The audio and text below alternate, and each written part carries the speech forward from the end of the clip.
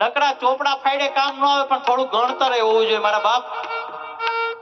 મા બાપને વૃદ્ધાશ્રમની અંદર જેટલા મા બાપ બિરાજે છે ને, એ બધા ભણેલા ગણેલાના જ છે હો, જાજા ભાગે. વૃદ્ધાશ્રમ 1 મિનિટમાં બંધ થઈ જાય, પણ ક્યારે દરેક સમાજની અંદર એક નવો કાયદો આવી જાય ને, કે જે ઘરની અંદર